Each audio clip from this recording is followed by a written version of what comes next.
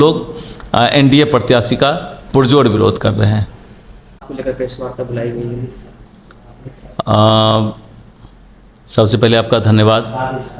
अभी बिहार के तमाम 4 लाख शिक्षक बिहार सरकार से काफ़ी निराश हताश हैं, और निराशा और हताशा की मूल वजह है कि लगभग 20 वर्षों से बिना शर्त राज्यकर्मी का दर्जा और राज्यकर्मी की तरह तमाम तरह की सुविधाएं देने की मांग को लेकर के लगातार संगठन प्रयासरत रही है, लेकिन इतने वर्षों बीत जाने के बावजूद भी मांग पूरी नहीं हुई है। जब जब इस मांग को प्रमुखता से संगठन के द्वारा उठाया जाता है तो तरह तरह से शिक्षकों को नीचा दिखाने का प्रयास किया जाता है और उन्हें प्रताड़ित करने का काम किया जाता है। और उसका सबसे जो अभी देखते हुइएगा सबसे मूल जो कारण है प्रताड़ित करने का, जो उसका तरीका है, वो है बार बार परीक्षा लेना। शिक्षक को शिक्षक बने रहने के लिए अगर परीक्षा देना पड़े तो तमाम विभागों में कर्मी हैं, उनको भी अपने पद पर बने रहने के लिए परीक्षा देनी चाहिए। सरकार को उनका परीक्षा लेना चाहिए, लेकिन ऐसा नहीं करके सिर्फ शिक्षक को टारगेट किया जाता है और कम से कम 4 से 5 बार दक्षता परीक्षा, डीपीई, उसके बाद आपका संवर्धन, इस तरह का 4-5 बार परीक्षा देने के बाद भी अभी सक्षमता परीक्षा देने की बात की जा रही है, और सक्षमता परीक्षा नहीं देने वाले पर कार्रवाई की भी बात की जाती है। मैं यह सवाल करना चाहता हूं सरकार से कि क्या इसको अभी बहुत सारा बीओ का पद खाली है, हेडमास्टर का पद खाली है, उस पद को भरने के लिए अगर प्रमोशन के लिए परीक्षा ली जाती है तो परीक्षा ले, कोई आपत्ति नहीं है।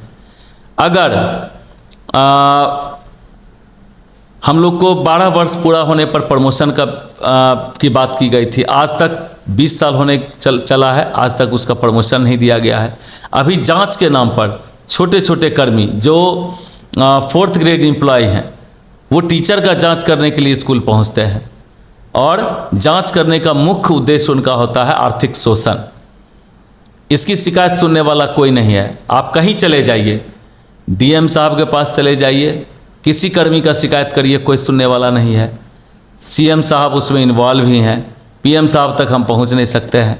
तो इस तरीके से कोई नहीं सुनता है। तो कम से कम एक प्रत्याशी जनप्रतिनिधि ऐसा है जो जिन तक हम आवाज़ पहुंचा सकते हैं और जो हमारी आवाज़ को सदन में रख सकते हैं, हमारी समस्या को सुन सकते हैं, वैसे लोगों को हम लोग समर्थन करेंगे। और जिस सरकार में हम लोग को इतना प्रताड़ित किया जा रहा है, उस सरकार के प्रत्याशी को अर्थात एनडीए प्रत्याशी का हम लोग पुरजोर विरोध कर रहे हैं। हम लोग का प्रयास होगा कि एनडीए प्रत्याशी लाखों वोटों से हार के जाएं यहाँ से।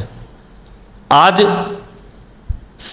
शिक्षकों को 60 दिनों का छुट्टी का प्रावधान था, जो स्थानीय शिक्षा विभाग और शिक्षक संगठन मिलकर के तय करते थे कि पूरे साल में 60 दिन कौन कौन सा होगा। ये आज से नहीं, वर्षों से चला आ रहा था। 10 से 4 स्कूल चलती थी, उसको 9 से 3 किया गया, फिर 9 से 4 किया गया। अभी 9 बजे से कब तक रहेगा उसका कोई गारंटी नहीं है। स्कूल करने के बाद दूर दूर से पहुँचेंगे डीओ कार्यालय, और यहाँ पर इनका फिर या संकुल में कभी विभाग में आकर के उनका वीडियो कॉन्फ्रेंसिंग होगा, और तब जा कर के कब उनकी छुट्टी होगी कोई कुछ नहीं कहा जा सकता है। इतना दबाव महसूस कर रहे हैं शिक्षक जिसका कोई वर्णन नहीं है। दबाव में कई शिक्षकों का देहांत भी हो चुका है। अभी देखिए, इतनी प्रचंड गर्मी के बावजूद भी, गर्मी छुट्टी हर साल होती थी, बाढ़ क्षेत्र में बाढ़ की छुट्टी होती थी, इस बार गर्मी छुट्टी को भी कैंसिल कर दिया गया है। और दूसरी तरफ हम लोग जब जब अपनी मांग पूर्ण वेतनमान और राजकर्मी का दर्जा देने की मांग करते हैं तो हम लोगों को समाज के अंदर बच्चों के सामने नीचा दिखाने के लिए बार बार परीक्षा की धमकी दी जाती है। परीक्षा के नाम पर डराने का काम किया जाता है, जांच के नाम पर शोषण करने का काम किया जाता है। इस तरीके से जो परेशान है शिक्षक, इसलिए बैठक करके हम लोग पूरी तरह से इसका विरोध करेंगे और प्रयास करेंगे कि इनके विरोध में जो मजबूत प्रत्याशी होंगे जो इनको हरा सकें उनका हम लोग समर्थन करेंगे। नहीं तो जो बहुत सारा चीज़ है, देखिएगा कोर्ट से आदेश होने के बावजूद भी, कोर्ट से आदेश है कि समय सीमा के अंदर उनका वेतन जाना चाहिए।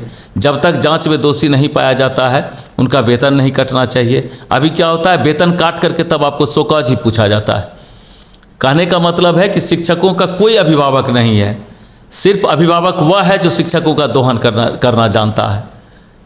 तो इसलिए हम लोग सरकार के नीतियों का विरोध करते हुए, जो शिक्षक के हित में उनकी नीति नहीं है, शिक्षक विरोधी नीति है, उसका विरोध करते हुए हम लोग एनडीए प्रत्याशी का पुरजोर विरोध कर रहे हैं।